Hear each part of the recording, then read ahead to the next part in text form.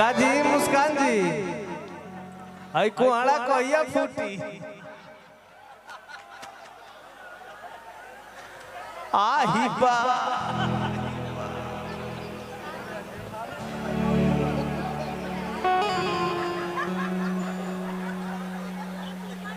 अरे हाय पर्वतिया फुआ ये खा रे आए हाय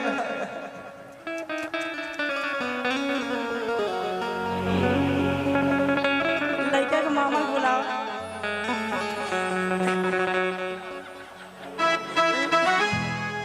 लड़का के मामा तैयार करा आए अब कुशीनगर में एको गमछा नहीं थे हैं केहू के पास नहीं थे।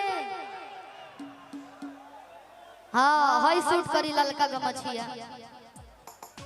बाप रे बाप देखो तनी आजे मत हो जाओ मंचे पर ahoy बेल्ट वाली महिला कौन ये बेल्ट वाली हो ठीक भाई एगो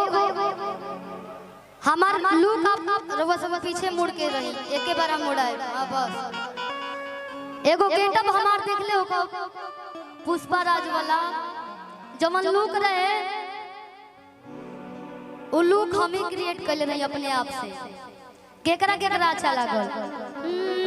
कि लेला सूरत दबाए तो थूकेला नहीं तो टेंशन काहे को लेती रे तू मेरी बाइक को है कि आई देख के फिल्म पुष्पा हतार साला झोकेला नहीं हतार साला झोकेला नहीं। देखी जब हमार कलाकारी लोग पसंद ना करी तो हम बहुत हमरा ऑप्शन बा हमारे पास लागब होटल खोल के खाना बना के खियावे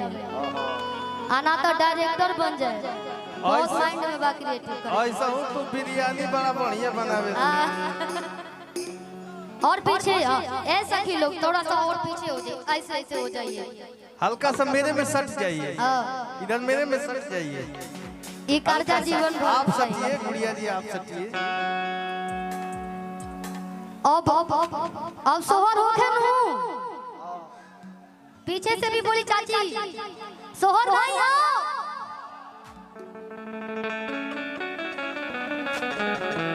और एकदम बढ़िया देखिए आप लोग एल्बम में भी काम करते हैं और मंच पे भी करते हैं ठीक है लोग एल्बम में देखेला जकरा के यूट्यूब पे टीवी पे